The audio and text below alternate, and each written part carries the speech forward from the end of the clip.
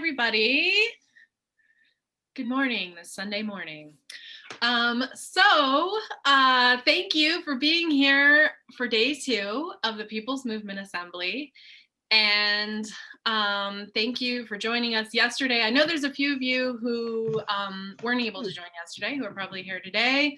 So we're going to review the assumptions just to ground us back in what we're doing here. So you can go ahead and stick those slides up when you get a chance, Jason.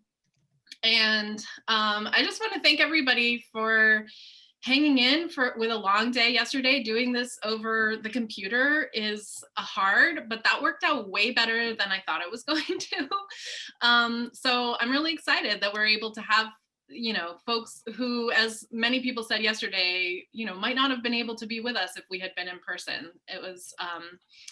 It was a really good start, and today is the fun day because we're gonna put it together and start to talk about how we move from where we are that we talked about yesterday morning to where we want to be, as we talked about yesterday afternoon. And we are definitely not going to come up with the whole big plan, and it might feel like things are a little bit unsettled, unresolved, but that's where the follow-up and the next steps and the opportunity to keep going and building together will come. So today we're going to have a speaker in a little bit, Ben Mansky, who's worked with Move to Amend for a long time. He's one of our original founders, and we'll have a grounding from George and a little bit of poetry again to start us off. But I do want to just go over those slides with the assumptions. Sorry, Jason, I wasn't quite doing it right, so I wasn't seeing. Okay, here we go. So this is for those of you who are joining us for the first time today, and then also just to remind us, especially because we really want to start to move forward on some plans or to set ourselves up for that at least. And so it's important that we not get in the way of ourselves. So we're just going to remind everybody of what the assumptions are. And if you don't agree with all of these, that's okay. We appreciate that you're still here to kind of learn and have an open mind. But what we don't want is anybody who doesn't agree with these assumptions to try to use today as a chance to debate anything we've done up until this point or these assumptions, because as we warned everybody coming in, this is what we're basing this on, and we're going to go forward with these as shared assumptions, and so we want to have the space to do that and not get bogged down. So first of all, the US is not now, nor has it ever been, democratic. The United States was founded on stolen land and built using stolen labor from enslaved people. The US Constitution was created by and for the wealthy elite of the era, excluding most people living on the land at the time of its crafting. Specifically, the Constitution was written to protect and represent white men with money and/or land. The US Constitution is a property rights document, not a human rights document. The US Constitution was used to perpetuate and legalize attempted genocide, white supremacy and racism, male domination over women, and class oppression.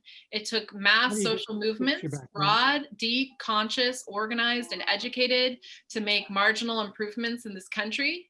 With each hard-won expansion of suffrage, the governing elite devised mechanisms to shrink what effect the vote could have. Any movement that wants to actually create a new world must create new institutions, including new legal institutions that meet people's needs without harming the planet. The Constitution of any country at its best reflects its collective inspirations and aspirations. It defines the legal framework of how people structure their society politically, economically, and socially. Moreover, constitutions are moral or ethical documents designating what is right and wrong, with profound implications on literally every aspect of the lives of people, their communities, country, and the natural world. The US Constitution should be renewed or rewritten to account for new generations and circumstances, and should exist as a living document which reflects the challenges and opportunities of the times. In order to move towards new systems and a new foundational document, we must be bold and visionary in imagining a better world. The ultimate goal of mass movements is not only to change the culture, but to codify movement demands into laws and, more importantly, into rights. So that's what we're operating from. Those are the things, that's the starting point that we're agreeing to hold as we go forward with the rest of the day today. And we thank you for being here. If you haven't said yet hi in the chat, feel free to do that. But we are going to turn off the chat when we do the presentation. Because just like if we were in person in a room together, we wouldn't be having side conversations while somebody else is talking. So we're going to take away that distraction based on feedback that we got yesterday. So now's your chance to say hi. And I'm going to turn it over to George to ground us all in this space. Greetings, everyone. I'd say good morning, but it's not good morning to everybody. But if you're in Maui, it's way morning. So thanks for being here, everyone. We want to make sure we're present and ready for our activity today together. Like yesterday, I want you to start by doing what I described yesterday as square breathing. It's very cool because once you've learned how to do this, your subconscious will take over and you could be in the middle of the meeting and just imagine the box or the square and your breathing changes. So the square breathing is when you're going across, you're inhaling or exhaling, when you go down and up, when you're going across, you're inhaling. When you're going down and up, you're exhaling. Okay, then. So I'm going to draw the box because the box helps you start. After you've done it for a long time, it's automatically in your head and you only have to think about the box. But I'm going to start. Here's my finger. Can you see? Maybe if my background was off, it would be better, but my room is messy. So we're going to go across and inhale. Down and exhale. Across and inhale. Up and exhale. Across, inhale. Down, exhale. Across, inhale. Up, exhale. So continue that breathing. Draw if you need to, or just see the box in your head. We're at exhaling now. Inhale. Down, exhale.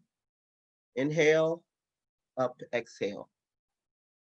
Today we're going to go on a short journey because our work today is about a short journey, and we're going to map out that journey. You could close your eyes if you want. You don't need to. What I want you to imagine is a location around 3 hours or so from your house. What is the favorite place that you could go to that's 3 or 4 hours by foot or by car from where you are right now? All right, then. So now I want you to prepare for that journey. If you're hiking, you might have a backpack. If you're driving, you might have a sack or throw things in the car. What are the things you're going to take on this journey? And now I want you to go on the journey. Get started. Leave your house. Leave your door. You're in the street now or on your path if you're jogging, or hiking. What are the road signs that you see for you to know you're on the right route? What are some of the familiar guideposts? Do you see those? Keep going. This is one of your favorite places.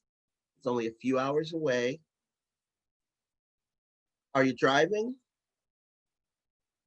What's the scene that's out your window if you're driving? Are you hiking? What are some of the beautiful things that you see along the way on this path? Mine is both driving and hiking. I get the best of both.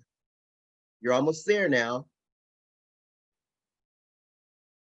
So settle in. Find yourself a nice tree to lean on or a good place to sit. Take in the beauty around you. Check out your favorite scenes and know that you're ready for today. Also, to get us in the mood today, we got Patriot X now. All right, then. Thanks for everything, y'all. And welcome, Patriot X.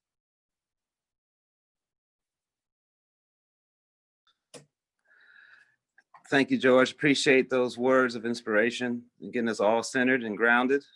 This is a great occasion. I am so grateful to be a part of it. So I am Patriot X, for those who don't know, spoken word artist, and times are indeed interesting. And I have a piece I think is fitting for the times. I have a book, my book.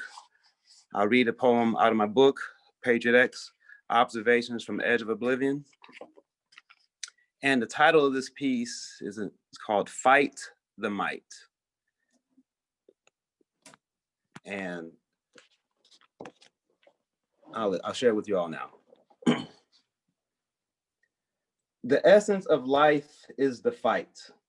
Without the fight, the fierce become meek. Muscles atrophy, sending into anorexic or morbidly obese tendencies. Without the might, the errant seed of a weed finds a crack in concrete and grows toward the heavens. Without the fight, the tyrannic hearts of despotic men beat unchallenged, compounding into sanctioned gang violence upon the citizenry. Respect through violent enforcement of law is the current modus operandi of officer not so friendly. Non-consent or non-submission is considered contempt of cop. No questions, time to bring out the might. Nightsticks, knuckled fists, blackjacks, boot kicks, taser strikes, or old reliable bullet ballet will surely bring compliance into effect. Okay, gang, stop the fight. Mop up after the melee. We shout, hey, that's effed up. What about that man's civil, human, or Bill of Rights? Response is a crushed video device and are getting threats of the same prescription for a long sleep goodnight. That for most of us is enough to redirect our heart to fight into one of a might. Might be better to avoid the fight this time, but next time the heat's gone fly. Funny thing, next time came and went, and one barely batted an eye while strolling on by. Rationalized indifference by concluding that he probably deserved it, poor guy. The victim, AKA suspect / enemy of the state, reject, lost the fight for his life. Upon internal review, the state police said their might was justified and right. Without the fight, the bully becomes a bigger menace to this playground we call society. Without the might, the populace descends into velvet glove, iron fist complicity. Look to the people in the streets of Greece for inspiration. Stand together and fight for your besieged nation. Don't sit on your hands waiting on a leader for the call to action. It's clear to see that bosses of the bully brigade factions have commanded them to enforce with passion that might makes right. And to fear, obey, and trust is a must. Blatantly thrashing or bashing any sense of a republic with brazen, evil wanderlust. We mustn't continue to be played against one another, for that sows the doubtful seeds of might, liberation.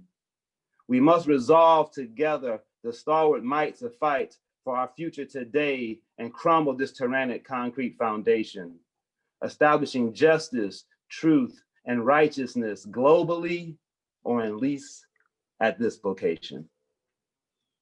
Thank you. Thank you very much, Patriot X, for joining us and for sharing your poem with us.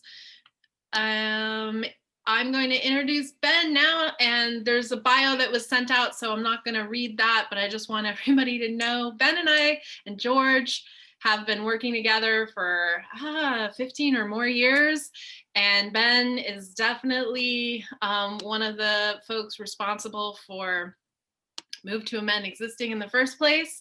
Really happy that he can be here to share with us some of what he's been working on in recent years, studying. and you will not be disappointed getting a talk from Ben. So we're going to turn off the chat so we can all focus, and thank you for joining us, Ben. Thank you. Thanks for having me. And I just want to make sure that you all can see the slide that I can see and hear my voice. Yeah. Yes. Okay. I'm seeing some heads nod. So yeah, it's great to be here. It's inspirational to be here with old friends and new. I'm going to start off with a positionality statement. It's something we do in qualitative research sometimes. You know, I have, or I am, well, I'm somebody who has shifted from 30 plus years of organizing for democracy and constitutional change to research and teaching. So I'm coming to you from an office that because of COVID, I am being lent by a colleague here at George Mason University. I'm entitled by white skin privilege, by middle class privilege, by cisgender privilege. I'm somebody who was challenged by generational class precarity. We have massive student debt. I don't know that we'll ever get out of that, and anti-Semitism. As I said, I'm located here at George Mason University, which is a public university, actually the largest public university in the state of Virginia, but it's locked in an internal struggle over corporate funding, as probably many of you know. And I'll say my department in sociology has been on, let's just say, the Democratic side of that fight. And also, I'm living at a time in which popular democracy movements, largely led by women, are fighting for constitutional democratization. So it's an exciting time in Chile, in Thailand, in Spain, in Scotland, in Syria, in Israel, and other countries. What a moment. And of course, I'm here in this moment in the United States with you. So this is what I bring to my research. And what I'm sharing with you today, as I said in my first slide, if you had a chance to read it, this comes from my doctoral research for my PhD at University of California, Santa Barbara. I just finished this summer, and this will be going into a book. So all I would ask is that if you want to refer to this or make use of it, just contact me, and I'm easy to find. So the central question that I took up with my doctoral research is what should Democrats do when faced with constitutional crisis, when faced with debates over constitutional reform in the United States, okay? And some of you will recognize the image on the top right of the screen. That is from the Move to Amend website. It represents localities that have passed Move to Amend style resolutions. And the other image there is of the progress towards a Article 5 constitutional convention being launched by sectors of the organized right for a balanced budget amendment. Okay, so the point being here that whether we want it or not, and some of us may want it and some may have been fearful in the past, constitutional change is upon us. And if we are people who are seeking democracy, we need to think seriously, we need to study, we need to understand what sort of the opportunities and what some of the possible outcomes might be based on different strategies. Okay, so that's what I bring to the work. And I'll just say point blank, a lot of people in academia are liberals. I say that not just as an observation or as a stereotype, but it's actually been studied. Most are. And there's a lot of fear about constitutional change in the academy. Okay.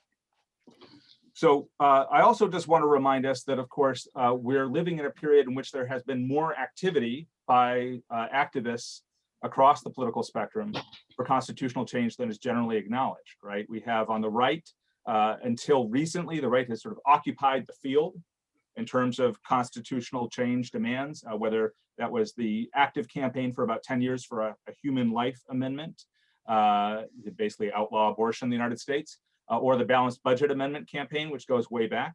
But more recently, progressive popular forces have re-entered the field.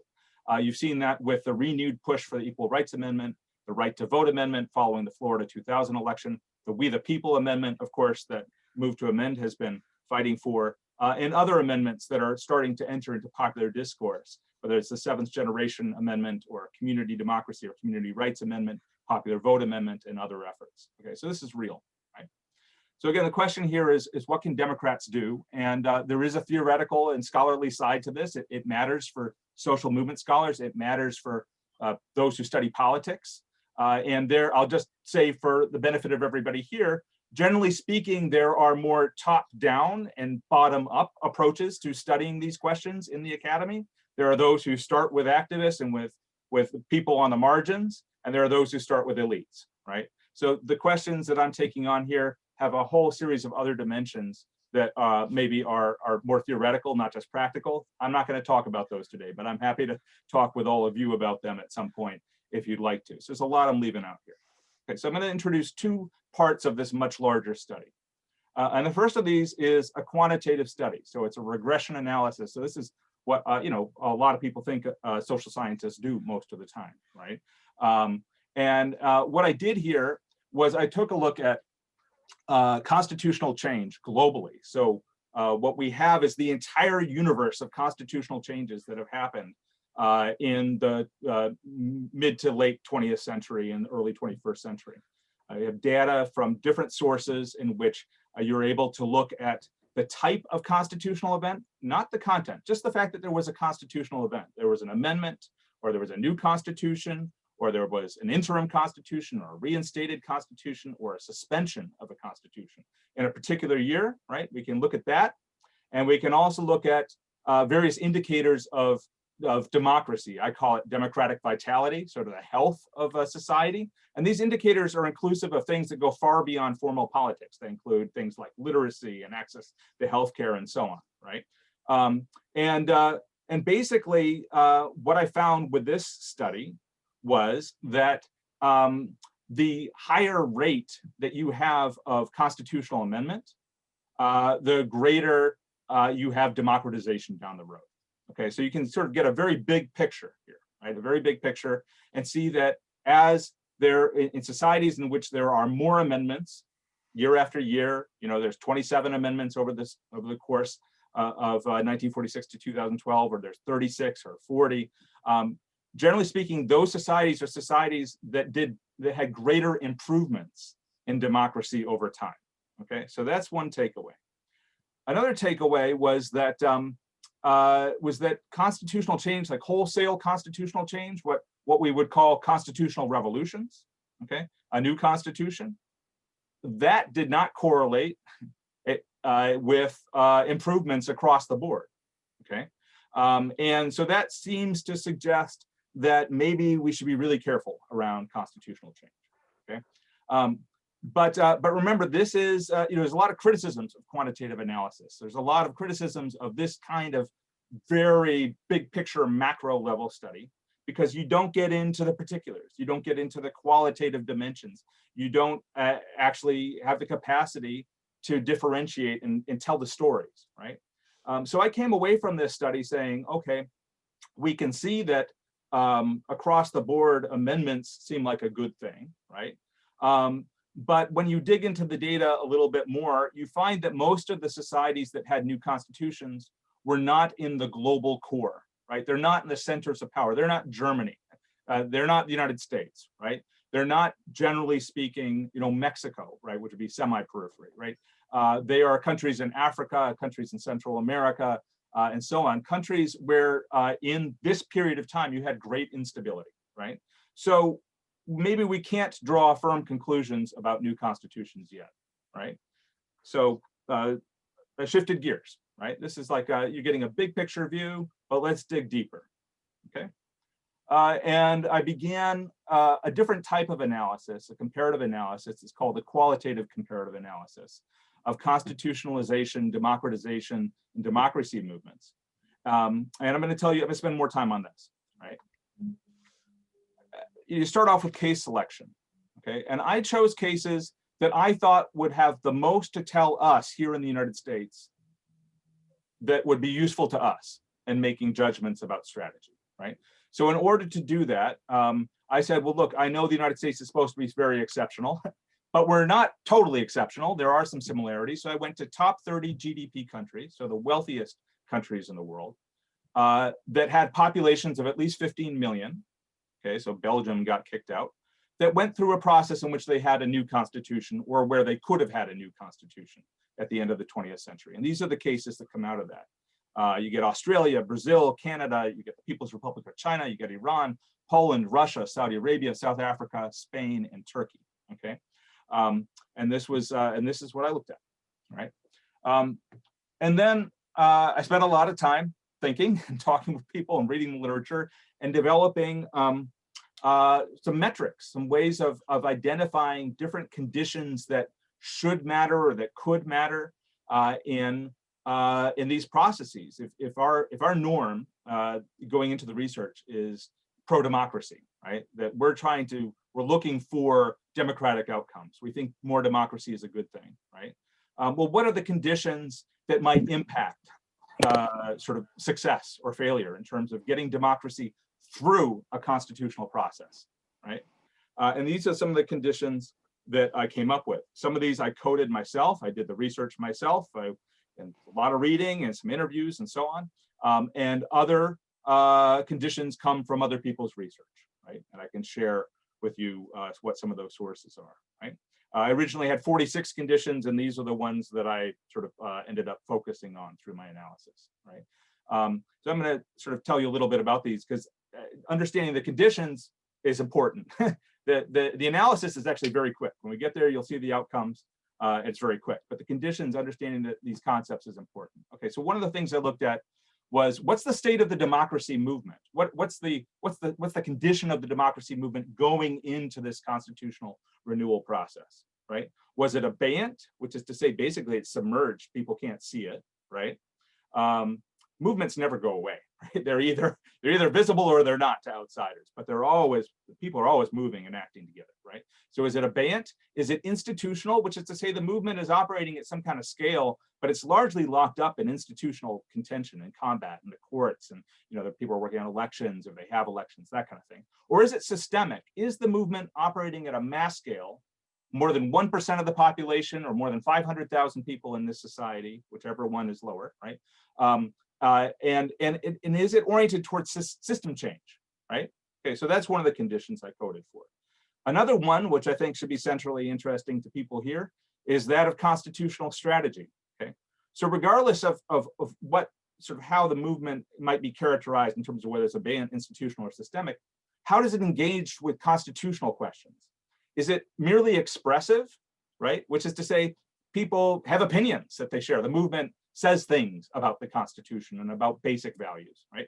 Is it institutionalist, which is to say, again, that the movement is largely engaged in a strategy where they're fighting through the courts, they're just fighting over sort of interpretation and meaning of the Constitution?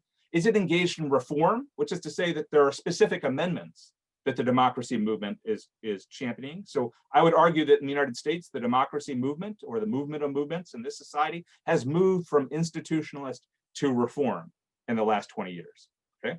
Or is it revolutionary, which is to say that the democracy movement has a clearly articulated, commonly accepted set of ideas about what a new constitution should look like, okay? So classic examples of revolutionary constitutionalism are, of course, the South African freedom struggle, right? Beginning with the Freedom Charter in the 1950s, right? Or in Canada, just to our north, the Regina Manifesto served as a revolutionary constitutional document that guided the Canadian movements for decades, right? And they wanted a new constitution, and they were explicit about that. Okay, so that's strategy. Process, okay. Here we're getting into the question of, how does the process of constitutionalization take place, okay? Is it more participatory, or is it totally top-down? So at one end of the spectrum, you get North Korea. North Korea's had a whole bunch of new constitutions. Each time around, they're named after so-and-so's father, or sometimes themselves, right? At the other end, you have constituent assemblies of the kind that are being demanded in Chile right now, right? And actually, if I'm not mistaken, I think that vote is happening, right? Or Spain, right? Or Brazil, right? Or South Africa, which had a very participatory process, okay? So more democracy or less democracy, more participation or less participation in the process. A couple other things to consider. Is there a counter movement? And by a counter movement, well, what's a counter movement to democracy? A counter movement to a democracy movement is an authoritarian movement, right? It's a movement for authoritarianization, right? So is there a movement that is out there in the streets, organizing, contesting, right? In South Africa, there was a counter movement that wasn't very strong. The fascist counter movement in South Africa, by the time that negotiations around ending apartheid had begun, was on the decline, okay? In Poland, there was actually an alliance of the democratic movement and what would become the counter movement. So you had Democrats, right? And nationalists allied in the solidarity movement, right? And that had consequences. In Turkey, there was certainly a counter movement that was not allied with democratic forces in Turkey, right? So what's the strength of the counter movement? Is it abeyant? Is it institutional? Is it systemic? Other things I considered, is the democracy movement able to function above ground, right? A lot of people would think that would matter, right? Is it an underground movement that is totally repressed, like in the People's Republic of China in the 1970s, right? Is it a hybrid movement like the freedom struggle in South Africa, right? Both above ground and underground? Or is it totally above ground like Australia, Canada, right? And then another indicator I looked at was something I borrowed, basically what's called fractionalization, which has to do with the level to which a society is considered by political scientists to be homogeneous or not, right? This is a very diverse, complex society, lots of different ethnic and religious divisions, or is it a society it's like we are a Christian nation or we're a Muslim nation, etc., right? So these are some of the things I looked at. Final conditions, movement continuity and movement counter-movement continuity. This basically is like what happens after the Constitution. So they say after the revolution, well, what happens after the constitutional revolution? Is the democracy movement still going full throttle, or is it institutionalized, or does it go into abeyance? Same thing with the counter movement. Okay, so those are the conditions. Okay, and then I look at outcomes, constitutional goals, right? So when I say constitutional goals, we're talking about, does the democracy movement actually get the things that they say they want in the Constitution, and democratization goals, okay? Does the democracy movement actually get those things put into effect? Do we have substantive democratization following, okay? And there's all kinds of indicators that I draw on for those, okay? So I have South Africa, again, as a classic positive case study. There are a lot of problems with what's going on, but there's a struggle continuing in South Africa. But Russia and the Soviet Union are clearly not good outcomes in terms of democratization over time, right? And that's what happened right around the time of their constitutional process. Data and methods, I can go into those. I'm not going to talk to you about sort of the differences between a qualitative comparative analysis and regression analysis. But what I will share with you is that one advantage to this method of analysis is you can make all your assumptions transparent. So you can interrogate them and you can argue with me about the way in which I coded different cases, right? So this is my coding. And let's look at outcomes now. We'll dive into it because I believe we got 10 minutes left. So I want to make sure I get to the takeaways and the things we can learn from this. Okay, so constitutional goals. What conditions led to or lead to formal attainment of a democracy movement's commonly articulated constitutional goals? Okay, these are the conditions that went into the analysis. Here's what I found, okay? A parsimonious solution is a simple solution, a clear solution, right? And clearly process matters a lot, okay? Where you had better outcomes in terms of constitutional goals, you had much more democratic constitutionalization processes, okay? All right. The other thing that we should pay attention to here is sort of a more complex explanation, right? And here you can see sort of different pathways. These are called recipes oftentimes, right? These are sort of configurations or recipes. You think of putting together a cake, right? So if you put in baking powder instead of baking soda, you get different outcomes, right? So these are different recipes for producing more positive outcomes. And what you see consistently across these recipes is, again, process matters, having a more systemic movement matters, having a more sort of a revolutionary strategy, a revolutionary constitutional strategy matters, right? Consistently across different recipes, right? When it says not included in the solution, that simply means that they dropped out in the analysis, okay? So that's constitutional goals. Democratization goals, okay? Here we didn't have any parsimonious, any simple, very clear solution, but we had a series of intermediate solutions. And again, the same thing you find, okay? A more democratic process, a more systemic movement, a practice of a revolutionary constitutionalism as the strategy, right? And you get better outcomes in terms of democracy, right? You also, I could show you other outcome slides looking at sort of negative outcomes. The absence of these things is bad news, like Turkey, Iran, bad news, right? But we could talk further about that. Looked at some other outcomes like movement continuity. Does movement continue? Again, some of the same conditions matter in terms of whether the movement is still operating at a very high level, if a movement continues as a systemic movement that's operating at mass scale and is still working for systemic change, right? So here's some takeaways. I want to focus on takeaways for you guys. First of all, in times of rupture, which is to say when everything goes to heck and there's collapse and people say we need to stabilize, whether those people are people at the bottom or people at the top. If you haven't built a revolutionary constitutional strategy, you're going to have bad outcomes. Okay, Turkey is a classic case for this, right? There are others, but basically, don't cede the field, right? Don't cede the constitutional field, because otherwise, others will define it for you. Okay. Secondly, revolutionary constitutionalism delivers benefits in the movement building process, in the process of building a stronger movement, right? It does that because it helps you to reconstruct the national identity. So a classic case of this would be in Australia, right? Where even though they didn't get their constitutional sort of goals, right? Because they didn't actually get a new constitution. I could go into details on any of these cases. They still were able through the process, right, to change what people thought it meant to be an Australian, to move from white Australia, which was literally what was called, right? To be Australian was to be white, to an Australian identity, right? A Republican Australian identity. So you can reconstruct the national identity. You construct a constitutional master frame, which is to say, basically a frame tells people what a situation is all about, right?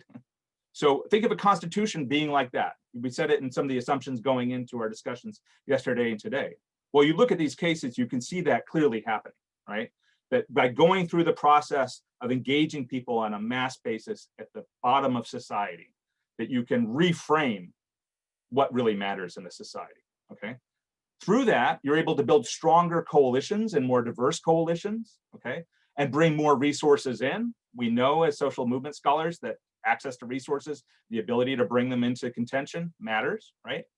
You also create conditions in which democratic practices and culture thrive because you're doing democracy, right?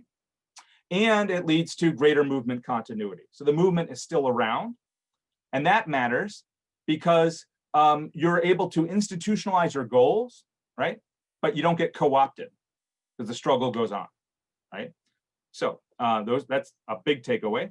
And then finally, constitutions produced by participatory processes, which by the way, also usually involve systemic movements engaged in revolutionary constitutionalism, are themselves more democratic, enduring, and effective. So those are takeaways. There's some of the coding. I'd love to talk with all of you guys more in the future, and I appreciate the invitation to share my research, and I'm looking forward to the rest of the day.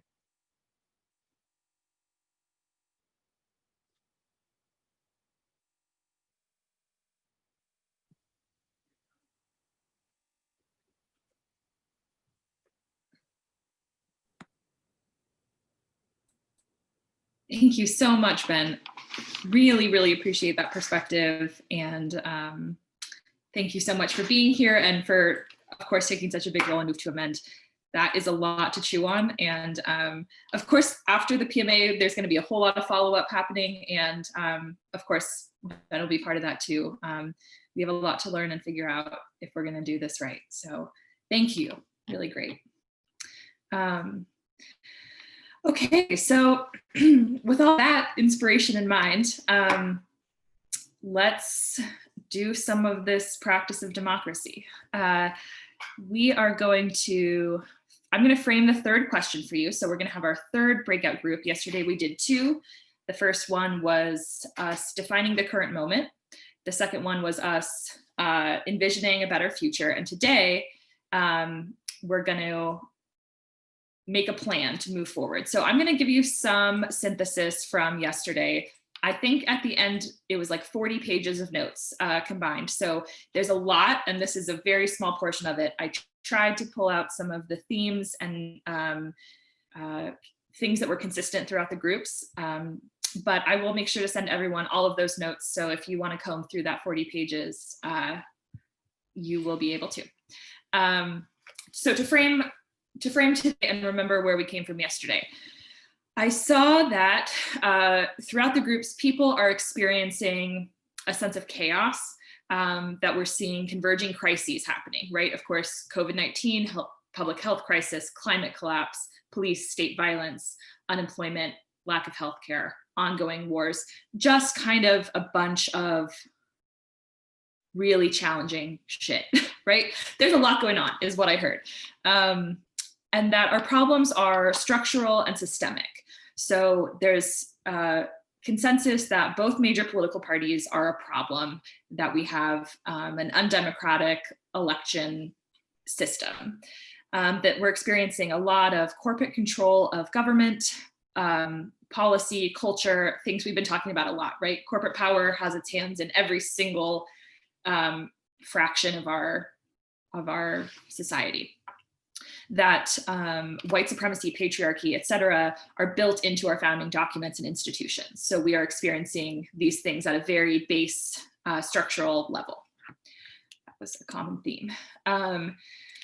That corporate capitalism has cultural implications. So I saw a lot of people in these groups talking about some of the like ethical or maybe moral consequences of these problems. So like greed, profit and property valued over life, attitudes towards Mother Nature, things like that that are consequences of corporate power. Of course, patriarchy, violence, white supremacy, class warfare, nationalism, xenophobia, Islamophobia, transphobia, American exceptionalism. I promise this will become less depressing in a minute. That we have a real problem with neoliberalism, right? They have a lot of people trying to quell revolutionary energy, that there's too much trust and resources in electoral politics, that people are putting all their eggs in the electoral basket, which is in many ways an obstacle. That we're not living in right relationship with the land, that we have a sense of ownership over land and life, which could also be, I guess, lumped into this cultural implications, right? That's a major paradigm shift that's needed. We're experiencing a lot of violence, militarized police, imperialism, wars for profit, so both domestically and abroad, empowered militant right wing right now. We're seeing that gain energy. There's a prison industrial complex, torturous treatment of refugees and migrants, and a lot of anti-choice efforts. There's horrific violence happening all around us. Climate collapse. Corporations are responsible for much of the environmental devastation, right? And we have to be clear that the control that corporations have in our government and society and regulations and policy has in many ways created this situation we're in with the climate. We're experiencing extreme weather, firestorms, hurricanes, drought, all the things that we're all living, right? So breakout number 2 was about where do we want to go? So what is our vision for a people's constitution? And I just want to take a moment here to say that, as we just heard from Ben, and as we all probably know, this is a really long process. And for it to be democratic, like not everything that we think is going to come out of today is the point I'm making, right? Some of the themes that came up were that human rights should be codified in the Constitution. A lot of people agreed about that. Housing, healthcare, clean air and water, education, reproductive justice, gender justice, some sort of mechanism for people having enough money to live, ensuring that all forms of slavery are ended, and bodily autonomy needs to have a place. I pulled out some of these themes and made them a bit more general, because I think that we need to consider that some things that we came up with might not be constitutional questions, but might be legislative questions that are set up by a constitution that provides the framework for that sort of thing happening. So I tried to pull some of those kinds of themes out. A theme is that restructuring is needed. So we need to rethink borders. Considering bioregions instead came up a lot. Some of the other things that were thrown out were dissolving SCOTUS, rethinking congressional structure, dissolving the Electoral College, disbanding the military, like shrinking the empire or dismantling the empire, creating accessible mechanisms for revisiting the Constitution and having this be a regular living conversation. Ranked choice voting, open primaries, money out of elections. So a lot of this, like reducing the influence of money in elections and corporations in elections. restructuring the executive branch, public ownership of utilities, elimination of two-party system. These are some of the restructuring ideas that were presented. People want a constitutional right to vote, more direct democracy built into our structure, freedom of or from religion, reparations, focusing more on positive rights, rights that are rooted in our needs, and no corporate persons, right? Done with that. Rights of nature came up a lot, enfranchisement of rivers, mountains, trees, animals, etc. Understanding that not only, like, understanding that as entities, those natural things are have a right to exist in themselves. So it's not our right to enjoying a river, it's the river's right to flow, right? So that was something that came up a lot. A reckoning and a paradigm shift are needed. That so much of what came up was that this is a cultural challenge that we're facing. There's a lot of language and policy and things that need to be worked out, but we have a major cultural challenge in front of us. We need to reconcile the fact that we have, a history of slavery that continues, that, we are working out a whole lot of violence in our past that needs to be addressed, and that we can't really move forward until we've done that on some level. Shifting to a paradigm of power with rather than power over, shift towards collectivism, valuing happiness over GDP, and rights of children and future generations to thrive are things that came up. Some inspiration that you all came up with was the International Declaration of Human Rights, FDR's Second Bill of Rights, and some pieces of other constitutions which codify rights. Some people think that there are some constitutions that are really good we should look to. Some people think none of them are a great example, but we can pull from. In terms of what's worth keeping about our current constitution, the Bill of Rights, a lot of people like and think could be kept around. Several of the amendments with some adjustments to clarify language, close loopholes that we've since learned are loopholes. The preamble's okay, we the people, that sounds good. And most other things, I think in the what's worth keeping are represented elsewhere that may already exist that we want to tighten or adjust a little bit. So that's, those are some of the major themes that came out of the notes from yesterday. Like I said, that is just such a small percentage of the detailed work that you all did. So we'll make everything available to you going forward, but that's what I pulled out to inspire the third breakout group for today, which is what we are going to do next. So today we're working on this last piece here, breakout group number 3, begin planning to move towards our vision. So again, we're not rewriting the Constitution today. We are not deciding how we're going to rewrite the Constitution today even, and like, are we even the people who need to rewrite the Constitution? I just want to make clear that there are voices missing from this conversation, right? If we look at the faces on this call, there's a lot of people who are not here. So I want to be clear that we're offering these humbly, but also to empower us to think that we actually do have power to change. Breakout group number 3 is going to be like this. What is our plan to make our vision real? This is a chance to think about what we do from here. This conversation is the beginning. It's an opportunity to start identifying what could be done, what's already being done, and move towards this vision.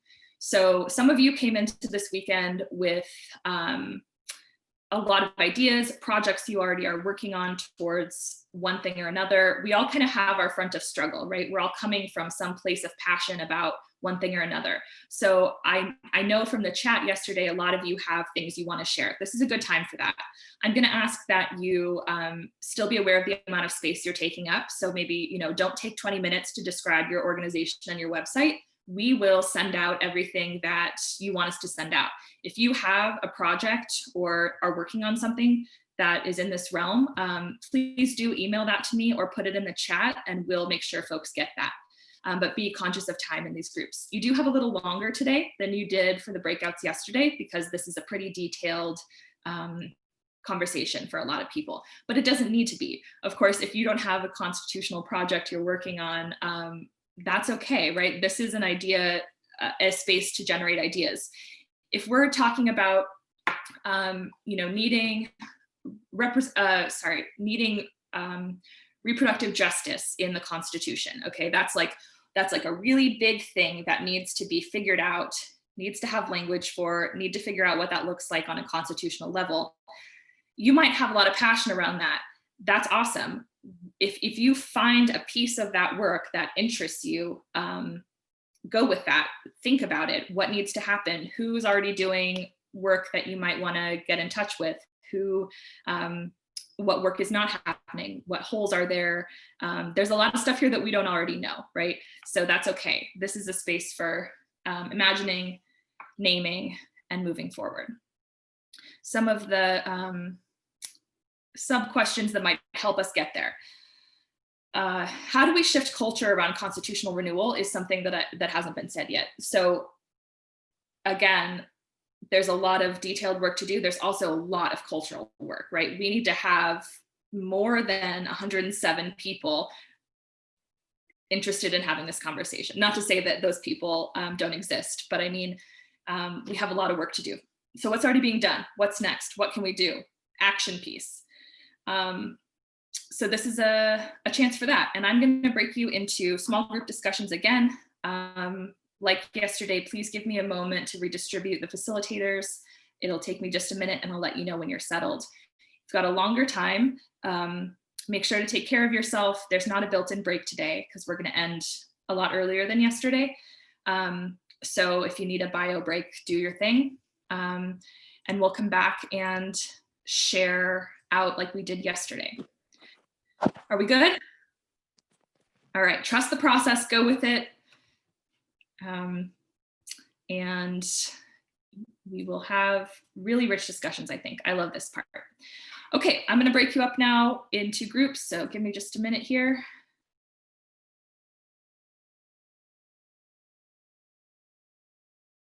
Hi, everybody. Thanks, you did it. That was breakout group number 3. Congratulations. It's a long process and you're at the end of it, so good job. Serious congratulations. We're gonna go through now the facilitators and have folks do a report back. Same as yesterday, real short and concise. No need to repeat things that were said beforehand, and just sort of bullet points would be best. I'll send out all the details afterwards. Can we start with, let's see, can we start with Lindsay this time? Hey, so yeah, we had a really amazing conversation about a lot of aspects of this whole thing. And to try to summarize concisely, what we talked about was how to best get constitutional ideas across to everyone and get everyone's input. We also talked a lot about land and deliberative direct democracy processes, and somewhat how to share these ideas out and get more people involved in this process. Thank you. That all sounds really good. Thanks, Lindsay, and to your group. Let's go to Jenny next. Hi, can you hear me? Yep. Are you hearing me okay? Okay, great. We had a robust conversation too. It was a lot of fun. There were a couple of key ideas that were brought to the fore. Anti-corruption. One of our members is working with an organization that's looking at language specifically on how to reach people. And she found that what they found is that the radical terms get overwhelming support. Like, for example, universal health care gets overwhelming support, whereas single payer was like, meh. So that those ideas that, you know, sometimes we shy away from revolutionary language or radical language because it won't go across the modem. That's not what they're finding in any of the research they're doing. Also, approaches on how to get people involved, like universal voter registration, fair districting, stripping the powers from the two parties, having those conversations in small local groups. And let me see, corruption, like I said, was a big focus. Also supporting local and independent journalism is really important. One of our members in the group does social work, circle work, excuse me, which is empowerment circles for deep conversations and dialogue and listening, which she considers very important on that. We had some prior union organizers who encourages folks to take stock in their circles and groups around them, and finding ways in which we stitch all these groups together to form our cohesive quilt. The youth are the most energized, and being aware that language, those, again, going back to the language and how that engages. We have some people that are working on the front lines for at youth, queer youth and incarcerated youth. Also Asian Pacific People's Collective that's doing work on evictions, keeping people in their homes. I know that's not necessarily towards a constitution, but it is working with people, and within those frameworks, having those conversations and working out from there. Pass. Awesome. Thanks, Jenny. That sounds really rich. Let's go next to Millie. Can you actually not? I just had to shut down Word and I'm pulling it up again. I'll just. Yeah, no problem.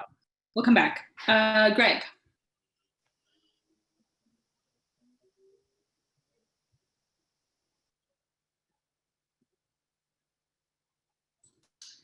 Greg, if you're speaking, you're on mute, maybe.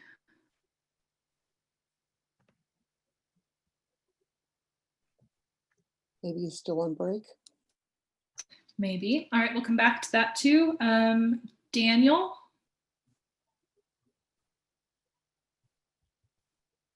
Sure. On the first question, on the first question, we spoke a lot about what's already happening.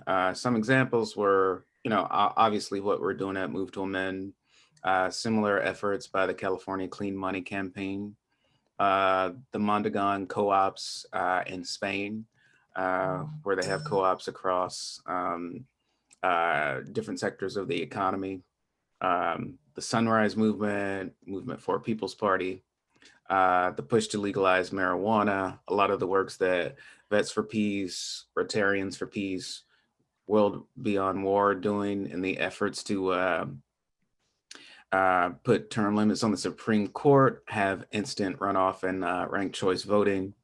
But then we also talked about the example of Cooperation Jackson and similar efforts around the country to work across political parties for community benefit in a locally focused way. In terms of, how do we get people who not really revere the Constitution as much as possible, like most groups, we talked a whole lot about education. There's a suggestion that we watch a clip from the film With Honors where Joe Pesci does a monologue about the Constitution. I've seen the film, but it's been quite some time, so I'm gonna have to look up that video. We didn't watch it in the group. Then there was a mention of Schoolhouse Rock and how it has been successful and maybe something to emulate. Then we talked about the media that already sort of does this type of education to some degree. Teen Vogue was held up.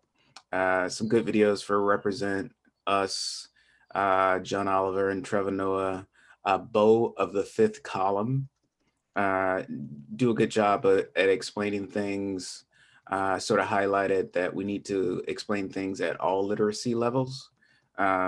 So it's not just at a white middle class or upper middle class sort of level of literacy, but it's for everybody. So at all levels and all forms. And then there was a big talk about getting rid of the notion that this is hollow ground, American exceptionalism, and that we are somehow blessed over other nations. But everything more or less coalesced around the notion that we need to do more substantive education about what the Constitution actually says and what it doesn't say, and how we can change it. Excellent. Thank you so much. Let's see. Let's go next to Shelley. All right. Let's see, I lost my page. Hold on just a second. Okay, so yeah, we talked about what was already going on that was feeding into this, and also the fact that the right wing is currently organizing for a constitutional convention, and how we can not only rise to meet that potential moment, but also educate people that that's happening and organize around it. We had a lot of people from doing community rights work in this group. So we talked about the opportunities there to make the connection to people who are on the front lines against corporate rule, which is rooted in corporate constitutional rights, to understanding that our whole Constitution itself is a problem, and make those connections to make it real and not theoretical, because that's kind of a lot of our organizing challenges. So yes, we talked about the opportunities with local movements against corporate rule, and we talked a lot about storytelling. Making room, also in organizing, making room for trauma, and making sure that people who are just experiencing acute, and that we're going to see more and more of that. There's mass evictions coming up, and so these are some of the challenges that we do need to be thinking about. Understanding that we can't organize if we're not making space for people to be their full selves and feel comfortable and safe. And then I also challenged everyone, and hopefully some of the folks who didn't have a chance to will think more about it, but we all have a story of how we evolved in the way that we see the Constitution, right? Like, I don't think anybody here started off questioning it, right? In fact, we were all deeply, deeply indoctrinated, and we all have a story. And so sometimes we like to talk about all the stuff we already know, instead of explaining that at one time we didn't see it this way, and here is what brought me to that point and how powerful that is in organizing. Pass. Thanks, Shelley. That's a really good point. Totally. Caitlin? Cool. Thank you to my group. It was great to spend the time with you. So let's see, in terms of things that were already being done, we talked about, I won't name everything, but work that's happening to address money in politics, working with conservatives and libertarians, ending corporate personhood, election reform, direct democracy, a good amount on the rights of nature, and wanting to connect with not just the national groups in the United States, but the fact that this is an international movement, and make more connections there, make clear that there's people in the United States who want to do this too. Police accountability / abolishment / demilitarization. So there's kind of groups named underneath all of those categories to some degree or another. In terms of building a culture to shift how Americans see the Constitution, we talked about that we need simple messages besides also just deep dives like this one. So, flooding social media with memes. And we had a little bit of back and forth about the idea of like making up a game, a video game, maybe sponsoring a game jam on making a new constitution, or kind of this PMA process through a game.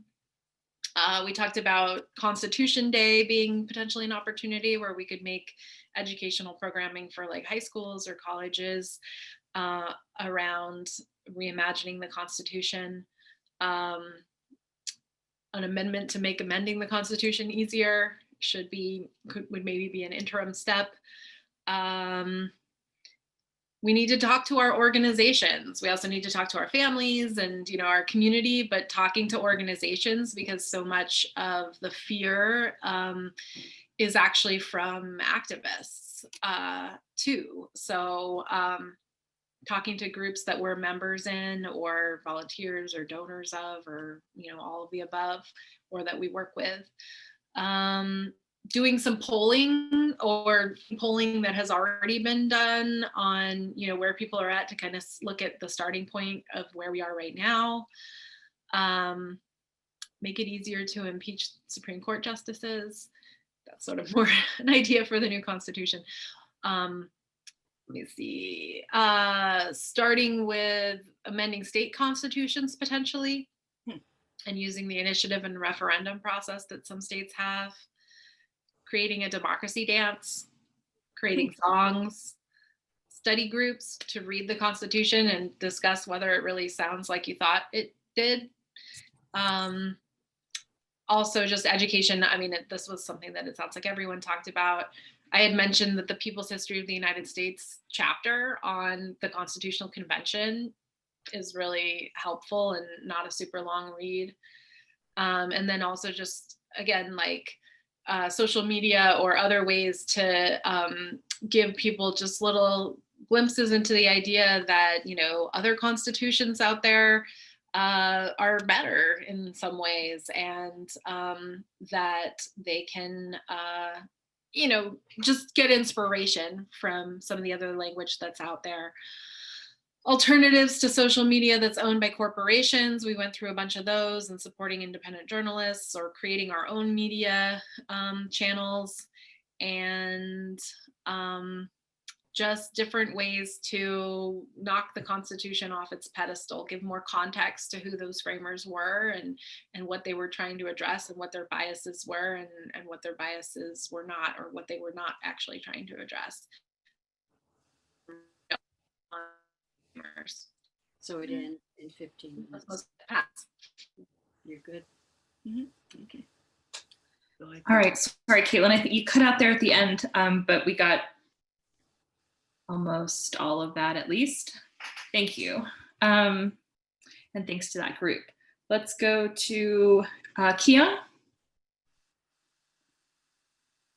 So we had a rich conversation around how we change the current culture, around, you know, around how we relate to the Constitution, and imagine some next steps. We kind of prioritize them into, I think, 3 distinct categories of educate, connect, and challenge. Educating not just the general public, but particularly ourselves, by learning about the crises, issues, groups, and movements that exist. And that includes, you know, mapping social movements, organizations, and institutions to figure out how we bring them into this conversation. Also making this movement personal and real, so that other people can see how they're impacted by corporate power and the dysfunctional, corrupt nature and structure of the current system and our processes, as well as expose and show people the real possibility of creating a people's constitution, as well, and then connecting with individuals, organizations, and coalitions that are already working on local issues that are connected to this this deeper conversation. We identified a few orgs to consider, such as Poor People's Campaign, Poor People's Army, Movement for Black Lives and such. But also to connect with these groups, we need to really learn about the issues that they're working on and what their immediate concerns and priorities are. So like highlight and then not necessarily showing off what we're already doing, but showing up for them without and participating in support of and genuine solidarity, because we need in order to build authentic relationships for that. So accepting and supporting leadership from those organizations, groups, and communities that are living on the front lines of struggle, and developing some common ground rules or communication agreements. In particular, when we approach these communities, really being humble in our cultural practices and values by avoiding assuming the assumption that our values, our principles, and our circumstances are the norm and shared by everybody universally in order to really engage authentically with them. And then also to challenge elected officials who are either dragging their feet perpetually or opposing systemic change, and opposing systemic change outright, like that we're seeking. Giving people the info that they need to be informed, particularly around the two-party duopoly that exists in order to show that we don't need them. Being prepared for the inevitable pushback / counter-revolution to our revolutionary ideas. And then also taking note of the opportunities to really engage and challenge folks, such as the potential for the next spring, where there is likely to be significant growing number of climate strikes that will be happening. So those are just some of the key themes and takeaways that I caught in. I didn't capture everything, but there's some great examples as well of models for coordination and governance of the bottom-up process as well that we have captured. Awesome. That all sounds really good. Thanks, Kiana, and your group. Let's see. Millie, now a good time to try?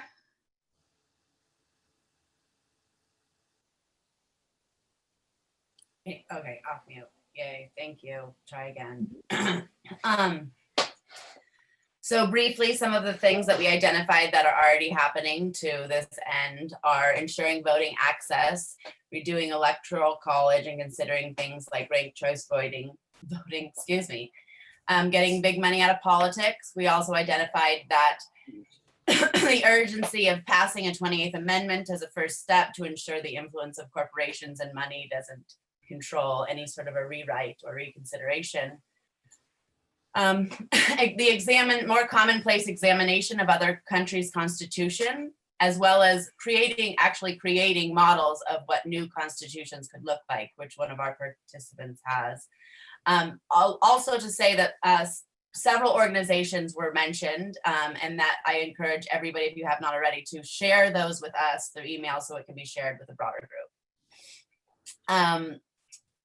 Climate change, bringing to light that environments and nature need inalienable rights, book clubs, resource sharing, and then in terms of how to shift culture around this, we need a common definition of what democracy really is. We falsely think we have it and are some sort of a shining example. Encourage the idea that government should be beholden to us. Shift mindset of stagnant constitution, instead anchor a feeling of responsibility in changing and updating it. Education campaign amongst organizers and organizations about, the harms of sort of our stagnancy. But we acknowledge that it's really hard to influence public schools, but some ideas that we did have were, and of course, where does a lot of our brainwashing come from? Options to accessing schools' constitution days, school boards, students, teachers directly. A lot of times they're short on resources and could actually be very grateful for this. Any connecting issues back to corporate power. I'm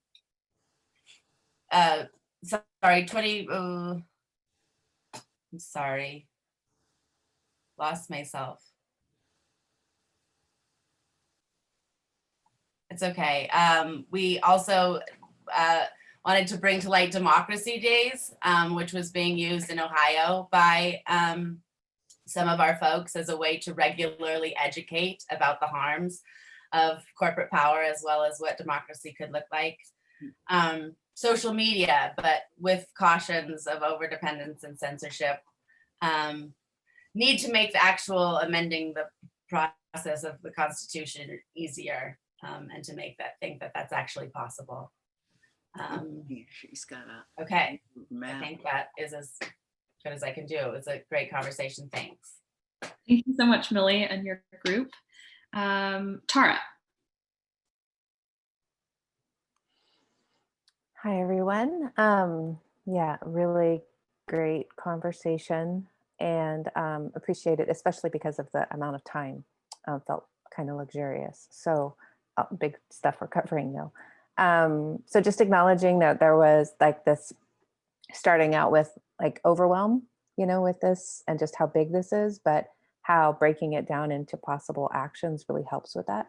And also just how acknowledging how, like, in the way we could think this could seem an abstract thing that we're trying to do, but it just really directly affects our real lives.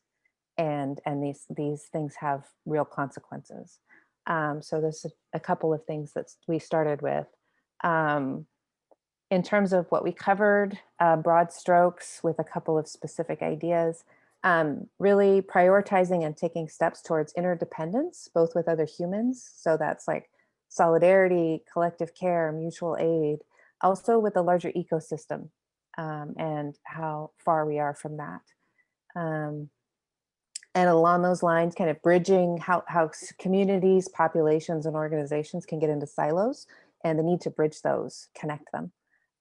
Using the medium of radio to reach people across the country, and most in particularly rural communities, because there can be this false split that's created with propaganda and things like that. Creating a democracy lobby. And, you know, like the NRA's got their lobby, like we need a lobby that says for democracy. Educating people around how the system that we have now was intentionally created. And then, you know, keeping going with these PMAs, right? And hosting PMAs where a broad scope of people across a wide demographic can share what the Constitution should be, and really pushing that to the politicians. Like, we drive it. We're not waiting for them to drive it. We drive it. And then a documentary, potentially, like in terms of educational and both educating about the history and reality of the Constitution, as well as kind of helping debunk the sacredness of it. Maybe a documentary where we're relating to just ordinary people on the street about the Constitution, both to hear what they have to say and to share information. Creating campaigns around how the pandemic has really exposed corporate power and the system that we live in. You know, for example, we need, like, one way the campaign could go is we need to transform the Constitution like we are having to transform our lives because of the pandemic.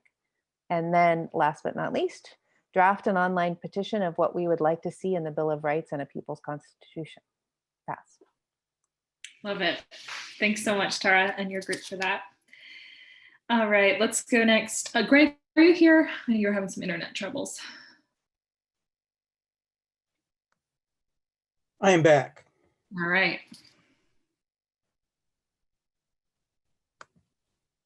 Go for it. Yeah, sorry about that. Very, very enriching discussion among people in this group.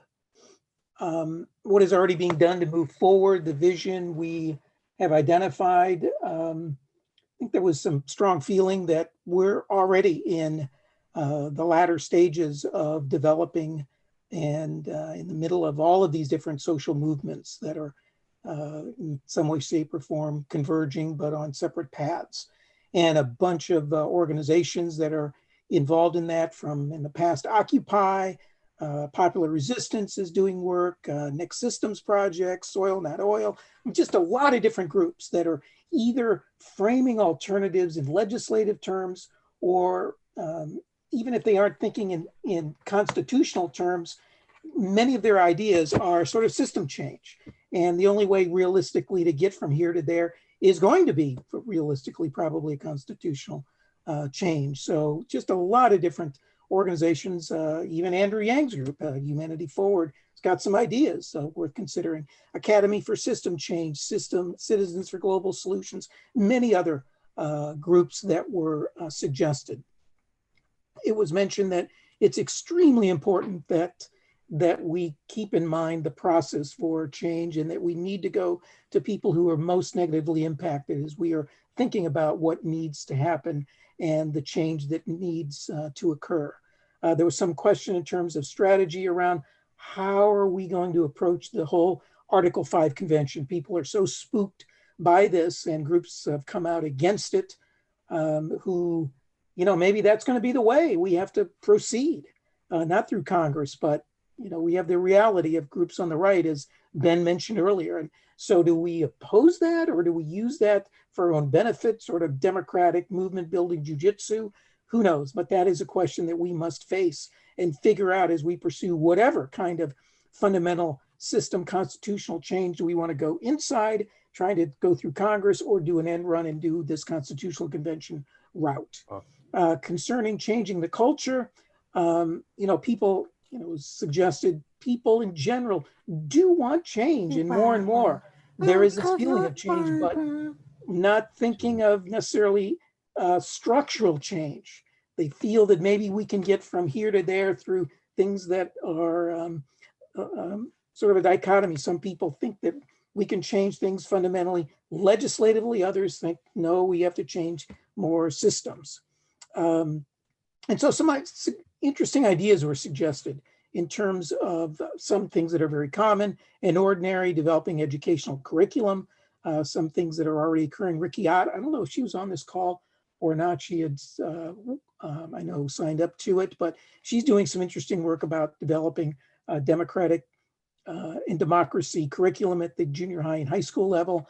And so some suggestions on doing basic education along that line, using humor and thinking of the humorists out there, writing stories and developing ways of communicating in ways that are non-threatening, particularly to people who fear really fundamental change, or who may be somewhat on the other side currently, but have potential, who are upset about some systemic givens right now that we think in rural areas, for example, we might be able to win over.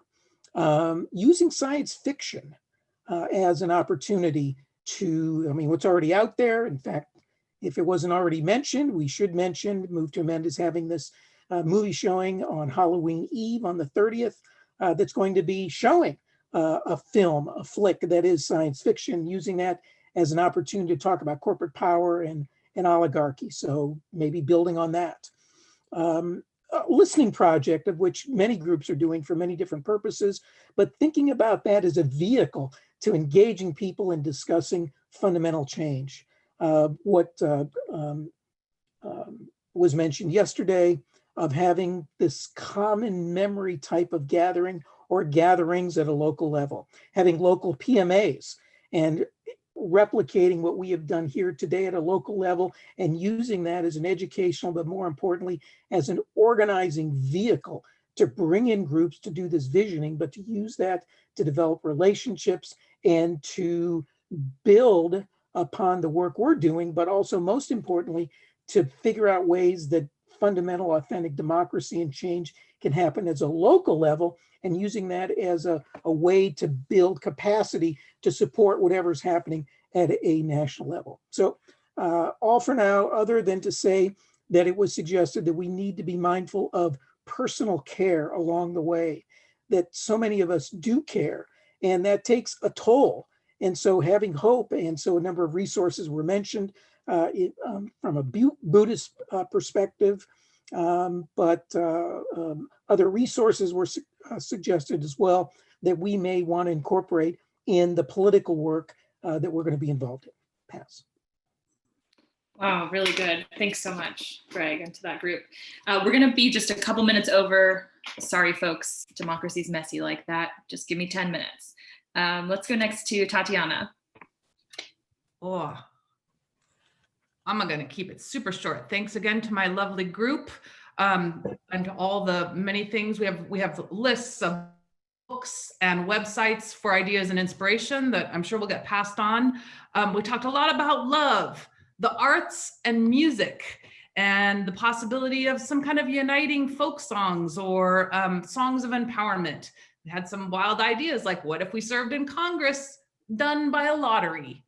We also had really good conversations about what it's like to talk with people who are different or conservatives, and using short phrases and being courageous and saying who we are and why we are. Like, yes, I'm a socialist. I'm a socialist because I want all children to have breakfast. What's the Republican mindset, and how to build community. There was a lot of appreciation for this event and doing possibly things like this for our individual communities, joining book groups, and like, what if we all read about the different constitutions of the world? Also using social media to connect with each other and getting to know our neighbors better. Thanks again. Beautiful and concise. Thank you so much. George, you're up last. Wow, okay, I'm last. Well, I'll try to be as short as Tatiana. I don't know. It's lovely that y'all are thinking about love. We had a great, robust conversation. I'm going to try to be super brief, and this is from memory. So the resources that we started off with, people who are already on this, we've named the process, but not the groups. Fair Vote is the group that we'll have in our notes. And one of the folks on our call shared a Facebook page and a blog post that's connected to values. So those are the resources we started with. And most of our conversation was about how do we address the culture. And one of the first things that we mentioned, or folks mentioned, was the fear of change, that people, even when change is good, people resist it, all of that. So creating conditions to deal with the change, which we have specifics from other people, and then it's educate, educate, educate. And fundamental, the bottom line, the platform of the education that needs to come first is identifying values. There's the website the gentleman shared and his blog on that, so that capitalist values are replaced by indigenous values, not a stretch for this group. But that we then do education that's forward thinking, not so much rooted in the past stuff, because the past stuff hasn't served us well. So, education about where we're going and how we're going to get there. But one of the ways to do that is to demystify, that's my word, to demystify the Constitution, exposing that, no, it's not just a Bill of Rights. There's all this egregious crap here. And see this egregious crap you didn't know about? Does it fit your values? That's cause to rewrite it, and not to, lift it up like it's beautiful. So a great book from George Lakoff was recommended as a resource. I think that's all I'm remembering. The book is, oh, and then another book called Don't See an Elephant, also something about values. All of this will be in the notes because we got that safe chat. I'll shut up now so that we can get done sooner. Oh, thank you, George. That's really great. And yeah, we will, everything that organizations, books, all of that will go in the notes, so you don't have to remember all these things. Thank you so much, everybody, for sticking with it, trusting the process. Thank you for small group anchors for making it happen, and presenters and artists. You all are amazing. This is so cool. I'm just really, really honored that you all invested this much time in this weekend. Thank you. So let's see. We're at the end of our day. We're at the end of the People's Movement Assembly. You all are amazing. Caitlin, did you want to say a little something to start the end? Yes, sure. So in the interest of being short, I will shorten what I was going to say. First of all, thank you. And maybe take yourself off mute and cheer for Jessica, who was sort of like lead voice on. Good job. Thank you. Good job. Oh, everyone. Oh, Jessica. So Nice job, Jessica. right, now we're gonna talk mute now. Okay, yeah, mute. Enough. We would keep going if we were in person. Thank you, Jessica, and to the committee that worked on this, and to our partners, which I won't name them all, but we are so happy that you joined us with this. This is the first time that we've done a PMA partnering. Ben shared a link in the chat for the Democracy Convention, which was kind of maybe the one other time that we tried to partner. And I will say that as we started off that event, I almost got booed off the stage for how dare we talk about the Constitution. So we've come a long way. And I think that the time is so ripe for this. We're seeing it in all kinds of little ways, which is exactly what happens when something is ready to break through and happen. So this has been a nuts year, and we have no idea what 2021 will be like, but I really do think that this talking about our fundamental, foundational, no more tinkering, no more tiny little band-aids, no more thinking little, claiming it as like, this is our country, this is what our country has been doing to the people here and the world. We got to take responsibility for that, but also that is not what we want to be going forward. It's so huge and so ready. And so thank you guys all for being here, and everybody take your choice of how you want to do it. If we were in person, pat yourself on the back, give yourself a hug, high five yourself, whatever it is, that's what we'll be doing with each other. So do it with your own body. Sorry that we can't, but it was amazing that we got to use this technology to bring people together who probably wouldn't have been able to be here otherwise. So you all are awesome. And I'm gonna pass it over to Daniel to finishing us off. Woohoo! So I actually thought I was going to get a little help from Keon with this. If any of you have been to, I guess, any Black Lives Matter protest in, I don't know, the last 7 years, you're probably familiar with this chant. So we just like you to repeat after us, and then we're probably gonna escalate. So if you got like a baby sleeping, I'm sorry, you're gonna have to wake the baby up. So Keon, I'll just start and you join along. Everyone else just repeat after us after we finish the sentence. It is our duty to fight for our freedom. It is our duty to fight for our freedom. It is our duty to win. It is our duty to win. We must love each other and support each other. We must love each other and support each other. We have nothing to lose but our chains. We have nothing to lose but our chains. It is our duty to fight for our freedom. It is our duty to fight for our freedom. It is our duty to win. It is our duty to win. We must love each other and support each other. We must love each other and support each other. We have nothing to lose but our chains. We have nothing to lose but our chains. But our chains. One more time, and I'm going to need you to bring it. It is our duty to fight for our freedom. It is our duty to fight for our freedom. It is our duty to win. It is our duty to win. We must love each other and support each other. We must love each other and support each other. We have nothing to lose but our chains. We have nothing to lose but our chains. Thank you all. All right. You all are so amazing. Thank you. I will be in touch. You'll get lots of emails. This is just the beginning. Okay. We'll see you soon. Thank you. Thanks, everybody. Bye, Jessica. Bye. Thanks, everybody. Have a wonderful Thank weekend. you. Thank you so much for coming. And solidarity. Stay safe. Aloha. Stay safe. Mahalo. Stay healthy.